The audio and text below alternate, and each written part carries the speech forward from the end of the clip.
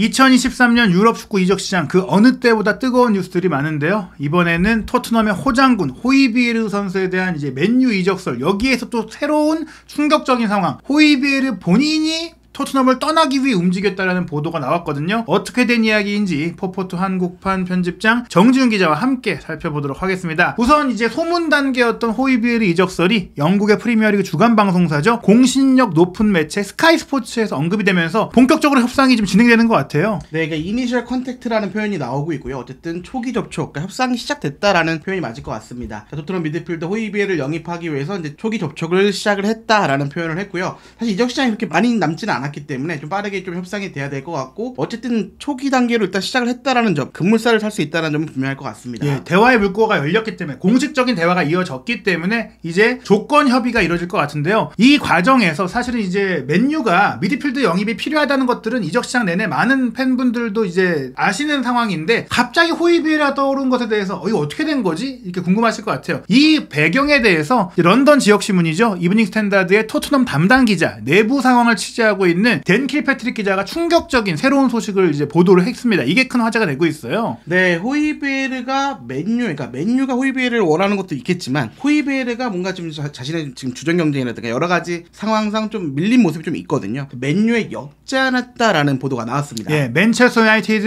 have been offered chance. 이게 뭐냐면 토트넘 미드필더 호이비에르에게 이제 제안을 할 기회를 제의받았다라는 거예요. 그러니까 이제 호이비에르 쪽에서 뭐 에이전트 쪽이겠죠. 호이비에르가 지금 나갈 생각이 있고 맨유로 가고 싶어 하는데 너희 생각은 어떠냐라고 했을 때 그래 우리도 괜찮아. 그러니까 이게 억지로 무슨 영입해 주세요 이런 게 아니라, 맨유 쪽에서 먼저 타진한 게 아니라 호이비에르 선수 쪽에서 먼저 타진을 했고, 이게 이제 양자가 말이 잘 맞아가고 있다라는 얘기예요. 그러니까 이해관계가 정확히 맞아 떨어졌다라는 표현이 맞을 것 같습니다. 일단 토트넘의 상황을 좀 보면요, 호이비에르가 지난 시즌 콘테 감독 체제에서 완벽하게 주전이었습니다. 하지만 이번 시즌 포스테코글루 감독 체제에서는 사실상 주전이 좀 밀렸습니다. 그러니까 비수마가 지난 시즌 그 호이비에르가 했던 역할, 그러니까 6번 역할을 맡고 있고요. 파트너에는 지금 사르라든가 스킵, 좀 젊은 선수를 중요하고 있습니다. 아무래도 포스테코글루 감독이 좀 더 역동적인 축구를 원하고 좀 많이 뛰는 축구를 원하기 때문에 활동량이 좀 더 좋은 이 세 선수를 선택한 모습이고요. 공격형 미드필더 메디슨이 있기 때문에, 또 루셀소가 있기 때문에 호이비에르의 그런 약간의 위치상 좀 애매해졌습니다. 그러니까 사르와 또 스킵이 또 발전된 모습을 보여줬고, 이런 상황에서 지난 시즌에 내가 완벽한 주전이었는데 이번 시즌은 좀 부진한 면도 있고 뭔가 이렇게 좀 주전에서 밀린 모습이기 때문에 이런 맨유에 역자를 했다라고 볼 수가 있을 것 같습니다. 사실 뭐 호이비에르 같은 경우에는 무리뉴 감독 시절에 합류했을 때도 그때는 이랬어요. 이거 너무 많이 뛰는 거 아니냐, 걱정이 될 정도. 그러니까 호장군이라는 얘기가 나온 게, 경기 중에도 뭐 전투적으로 뛰긴 하지만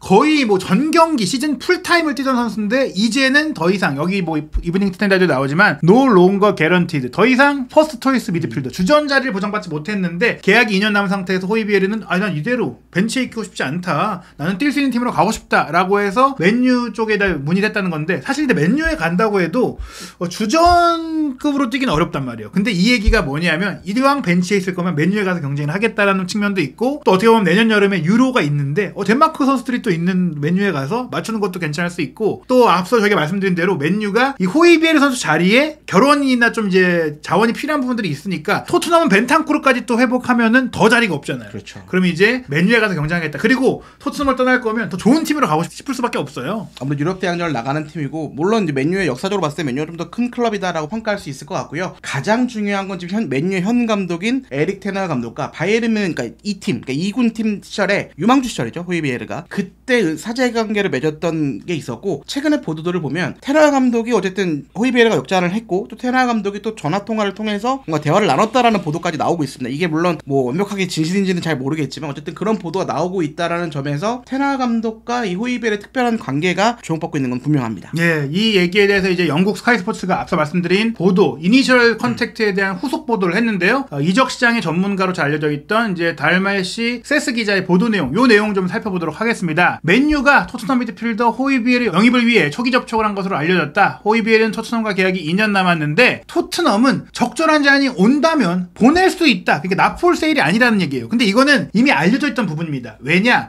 토트넘이 포스테코글루 감독 체제로 바뀌면서 말씀하신 대로 역동적이고 많이 뛰고 공격적인 미드필더를 많이 쓰고 있어요. 그러다 보니까 호이비에르가 후보로 밀린 건데 이 호이비에르를 사실 팔아서 자금을 확보하려는 것도 있었어요. 호이비에르가 남아서 활약해줄 수도 있지만 지금 토트넘은 돈이 필요한데 이적료 수익을 좀 안겨줄 수 있는 또 선수가 얼마 없어요. 맞습니다. 호이비에르 정도인데 아틀레티코 마드리드가 원래는 많이 얘기가 됐으나 뭐 최근에 좀 자금 사정이 또 아틀레티코가 안 좋고 다른 선수들이 생각보다 잘해주면서 이게 거의 좀 무산된 분위기거든요. 그런 가운데 이제 맨유와 연결이 됐다. 여기서 또 하나 나온 게 테나 감독과의 인연인데 흥미로운 게 여기서는 이제 새로운 업데이트된 정보를 보면 테나 감독이 아약스 감독 시절에도 이제 호이비에르를 영입하려고 했다. 그게 언제냐? 2020년에 호이비에르가 토트넘으로 왔잖아요. 사우스햄튼에 있던 때인데 그때 이제 오퍼를 했었으나 그때 호이비에르는 토트넘으로 왔다. 뭐 이런 상황입니다. 네, 어쨌든 테나 감독이 분명히 좋게 본 거는 분명한 사실일 것 같고요. 그렇다면 맨유가 호이비에르를 원하는 이유, 스쿼드에 맞는 선수일까? 일단은 그거를 분석하기 전에 일단 맨유 현 상황을 좀 분석해봐야 될 것 같아요. 일단 마운트라는 어쨌든 좋은 미드필더 영입을 했지만 어쨌든 두 경기를 보면 브루노 페르난데스와 동선이 겹치는 모습이 많습니다. 그러면은 이 공격 미드필더를 2명 세우는 것보다는 한 명을 내려서 박스 투 박스로 움직이게 하고 또는 그 역할을 카세미르가 하든 호이비에르가 하든 역할을 분산시켜서 할 수 있는 가능성이 충분합니다. 그리고 지금 뭐 프레드가 떠났고 또 맥토미도 떠날 가능성이 높고요. 뭐 여러 선수들이 좀 부족한, 그러니까 삼선 자원이 확실히 좀 뎁스가 좀 얇아지긴 했습니다. 그럼 여기에 카세미르가 만약에 부상이다? 그러면 이 수비형 미드필더, 그러니까 수비를 보호해줄 미드필더를 아예 전멸해지는 상황이 됩니다. 그렇기 때문에 이 호이비에르가 왔을 때는 주전 경쟁도 할 수 있고 또 혹시라도 카세미르의 좀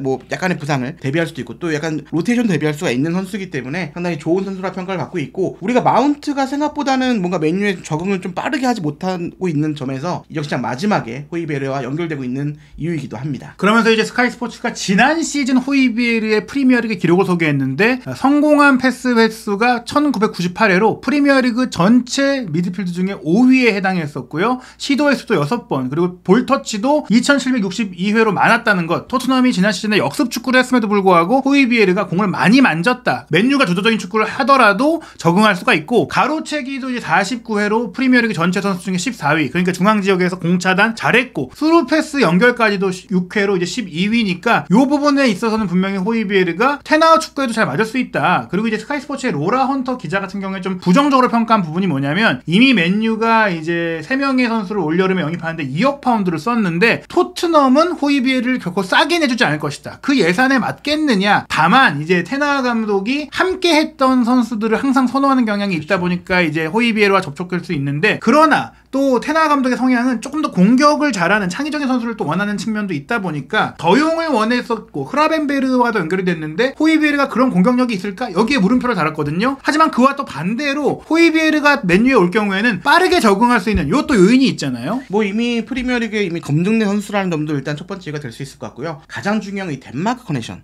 이미 에릭센에 있는데 호일룬, 그러니까 최전방 공격수 호일룬을 영입했잖아요. 덴마크 국가대표를 영입하면서 이 커넥션이 만들어질 수 있다. 호이비에르가 만약에 더해진다면 이 덴마크 선수들이 좀 더 자유롭게 좀 더 커뮤니케이션 이런 게 잘 될 수밖에 없기 때문에 이런 커넥션 효과까지 볼 수 있다라는 평가가 나오고 있습니다. 무엇보다 에릭센과 호이비에르는 대표팀에서도 오랫동안 합을 맞춰왔었고 서로 보완되는 존재잖아요. 에릭센이 창의적인 패스 뿌려주고 호이비에르가 커버해주면서 보호해주는 역할인데, 지금 이제 맨유에서는 마운트가 오면서 에릭센이 빠졌을 때 경기력이 안 좋았다가 오히려 마운트가 부상으로 빠지고 에릭센이 나오니까 경기력이 좋아졌어요. 그런 에릭센을 원래는 카세미르가 커버해줬었고, 브루노, 에릭센, 카세미르 이 3미들이 지난 시즌에 굉장히 좋았는데 카세미르가 요즘 조금 이제 나이가 들어서 그런지 아쉬운 모습들도 있고, 그리고 말씀드린 대로 사실 뭐 카세미르는 다시 회복을 해서 클래스를 보여줬어요. 근데 만약에 카세미르가 다친다? 그럴 경우에는 호이비에르만큼 에릭센을 잘 커버해줄 선수가 있겠느냐, 뭐 이런 부분들이 있죠. 이미 덴마크 국가대표에서 워낙 영혼의 파트너처럼 둘의 호흡이 좋았기 때문에 이미 검증된 자원들이고요. 호흡이 좋기 때문에 이 호이비에르가 왔을 때는 에릭센까지 같이 또 살아날 수 있는 또 좋은 또 호흡을 보일 수 있는 게 중요할 것 같고요. 카세미르 선수가 아무래도 프리시즌을 어쨌든 보내면서 첫 경기 항상 조금 부진한 모습이 많이 있습니다. 그리고 또 나이가 있기 때문에 이 카세미르가 조금 더 젊은, 뭐 엄청 젊다고 볼 수는 없겠지만 조금 더 젊은 선수가 왔을 때 몇 년도 뛸 수 있는 상황도 볼 수 있잖아요. 그러니까 호이비에르 영입이 충분히 긍정적일 수 있다라는 평가가 나오고 있습니다. 예, 그리고 말씀드린 대로 프리시즌 전지훈련을 함께 못한 상태에서 선수가 오면은 적응기도 필요하고 합도 맞춰야 되는데, 호이비에르는 프리미어리그 적응도 끝났고 에릭센과 합도 이미 맞기 때문에 바로 즉시 전력으로 쓸 수 있는 선수다. 다만 이제 맨유 같은 경우는 원래는 호이비에르가 아니라 암라바트나 흐라벤베르 같은 선수들과 연결이 되고 있었기 때문에, 그렇다면 이 3명 선수의 장단점이 무엇인지에 대해서 이제 스카이 스포츠에서 분석을 했거든요. 근데 지표를 보면은 가로채기 기록은 흐라벤베르가 경기당 1.5회로 가장 높지만 호이비에르가 0.4회니까 거의 비슷해요. 오히려 암라바트가 0.9회니까 수비적인 면에 있어서 암라바트가 아쉽다. 뭐 태클 기록은 뭐 흐라벤베르가 좋고 뭐 패스 기록은 뭐 호이비에르가 좋고 이런 부분들이 있는데 저는 개인적으로 이 세 명 선수 중에 가장 큰 차이는 역시 프리미어리그 적응력이 아니겠느냐. 맞습니다. 그러니까 다른 리그에서 뛰다 프리미어리그의 템포가 빠르고 좀 거친 압박에 대해서 고전하는 경우가 상당히 많습니다. 특히 미드필더 같은 경우에는 워낙 압박이 심한 지역이잖아요. 이때 뭔가 적응이 됐냐 안 됐냐 유무도 상당히 중요할 것 같고요. 만약에 이 암라바트라든가 뭐 흐라벤베르를 좀 일찌감치 영입했다면 좋은 영입이 될 수 있었고 이미 이틀밖에 안 남았습니다. 그러니까 적응에 대한 문제가 분명히 있을 것 같고 그런 면에서 호이비에르가 충분히 적응이 된 선수, 검증된 선수이기 때문에 좋은 영입이 될 수 있다. 맨유의 중원에 좀 힘을 보탤 수 있다라는 이야기가 나오고 있습니다. 네. 게다가 뭐 호이비에르가 비싸다 얘기하는데 암라바트나 흐라벤베르도 결국 싸지 않거든요. 물론 이제 맥토미니와 뭐 흐라벤베르를 바꾼다는 뭐 얘기들도 있지만 이런 부분들에 대해서는 조금 이제 밀도를 지켜봐야 되기 때문에 무엇보다 저는 그게 중요하다고 생각해요. 카세미르에 대한 백업이 필요한 거잖아요. 지금 카세미르 선수는 수비형 미드필더고 이제 카세미르가 지금 약간 흔들리고 있다. 게다가 지금 뭐 캐러거가 비판한 부분들, 영국 현지에서도 초반 경기력에 대한 비판을 한 부분들이 있는데 흐라벤베르나 암라바트가 카세미르의 역할을 그대로 할 수 있는 선수가 아니다라는 부분들에 있어서는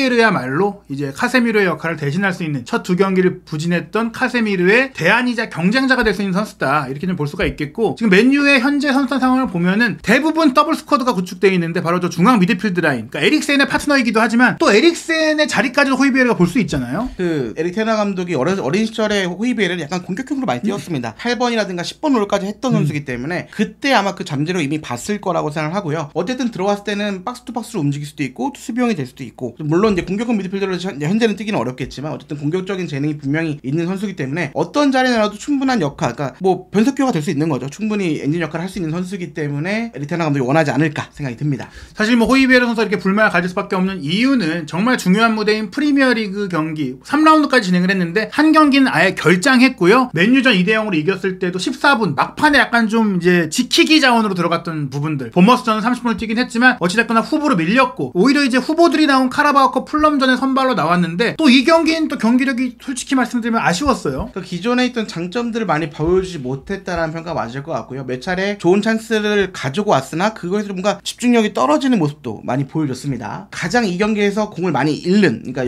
19번이나 공을 많이 잃어버리면서 어쨌든 좋지 않은 평가를 받게 됐습니다. 예, 호이베르답지 않은 모습인데 물론 이제 맨유가 이 경기를 보고 호이베르를 판단하지 않을 거예요. 왜냐하면 사실 뭐 호이베르 선수가 지금 이적에 대한 부분들도 있고 경기 감각의 부분들도 있고 여러 가지로 지금 최고의 모습이 아닌 상태에서 이런 문제가 나오고 있기 때문인데 특히 이제 이런 집중력의 문제 이게 드러난 게 풀럼과의 경기 후반 8분 상황이잖아요. 결정적인 찬스였는데요. 일단은 중앙에서 공을 끊어서 헤딩 패스로 연결을 했습니다. 이게 이제 어쨌든 혼전 상황에서 흘러나오면서 호이베르가 빠르게 전진해서 공까지 잡는 거는 좋았습니다. 근데 이때 보시면 이미 수비수는 균형을 잃으면서 넘어졌고 골키퍼도 방향을 어떻게 보면 약간 좀 잡는 모습. 여기서 이제 턴민 골문에 골을 이제 넣으면 되는데 그걸 못 넣고 그냥 미스가 되는 상황이었고요. 만약에 호이베르가 컨디션이 좋았다면 물론 슈팅에서 넣었거나 아니면 좋은 판단, 좋은 위치에 있던 동료에게 아마 패스를 연결했거나 그러니까 둘 중에 하나 좋은 판단을 했을 선수인데 이번엔 뭔가 집중력이 떨어지고 아무래도 좀 이적설이 나오고 있고 팀 내 위치에 대한 또 불만도 있고 하다 보니까 집중력을 발휘하지 못하면서 이 골을 결국 성공시키지 못했습니다. 만약에 이 골을 좀 손쉽게 넣어줬다면 또 토트넘이 또 올라갈 수 있는 기회까지 만들어졌을 텐데 어쨌든 결정적인 기회를 무산시켰던 호이베르입니다. 사실 뭐 호이베르 선수가 태업을 했다, 뭐 일부러 경기를 망쳤다 이렇게 볼 수는 없겠지만 이렇게 팀에 대한 몰입도가 떨어져 있고 스스로 맨유에 역전을 할 정도라면 토트넘도 이번 기회에 호이베르 선수를 이적시키고 그 자금으로 다른 영입을 하고 대안을 보강하는 게 나을 수 있는 상황이고요. 그리고 오는 주말에 이제 이적 시장이 끝난 직후에 프리미어리그 4라운드 경기가 열리는데요. 토트넘은 번리 원정을 9월 2일 토요일 밤 11시에 치르고 맨유는 정말 빅매치가 있어요. 9월 4일 0시 30분에 아스널과 원정 경기를 치르는데 이 아스널과 경기에 바로 이제 투입할 수 있는 선수로 봤을 때는 암라바트나 흐라벤베르 그리고 호이비에르 중에서는 단연 호이비에르 수밖에 없잖아요. 그렇죠. 아무래도 리그에 적응이 돼 있고 또 토트넘 선수로서 아스널과는 또 북런던 더비 라이벌이잖아요. 충분히 많은 경기를 소화했던 선수이기 때문에 어쨌든 지금 뭔가 토트넘의 입지에 대한 자존심도 많이 상한 상황에서 맨유로 만약에 이적한다면 또 충분한 동기부여가 될 것 같습니다. 그렇기 때문에 사실 뭐 다른 선수들도 다 좋은 선수지만 맨유가 왜 호이비에르를 영입하겠어라고 생각할 만한 그런 상황은 아니다. 충분히 호이비에르를 즉시 전력 로테이션 자원으로는 택할 수 있고 특히 카세미르가 정말 좋은 선수지만 시즌 내내 다 뛸 수도 없고 또 지금 시즌 내내 풀 컨디션을 유지할 수가 없기 때문에 그런 면에서 호이비에르를 대안으로 영입해서 또 즉시 이번 아스널전에 만약에 맨유가 호이베르가 아스날과 경기 하다가 뭐 초반에 카세미로가 다친다. 그럼 누가 들어가서 뛸 겁니까? 그런 상태에서라도 이제 호이베르가 온다면은 좀 유용한 자원이 될 수 있다라고 볼 수 있겠는데요. 여러 역할을 또 할 수 있기 때문에 어쨌든 어떤 미드필더와 중원 자원에 다 뛸 수 있는 선수이기 때문에 충분히 좋은 영입이 되지 않을까 싶습니다. 다만 문제는 이제 토트넘과의 이적료 협상 쉽지 않을 거거든요. 레비 회장이죠. 예, 그래서 과연 호이비에르가 올 시즌 다시 토트넘에 남아서 손흥민 선수와 함께 뛸지 아니면 또 맨유에 가는 뭐 극적인 상황이 펼쳐질지 남은 이적 시간 기간 동안의 최신 이슈 한준 TV에서 빠르게 전해드리도록 하겠습니다.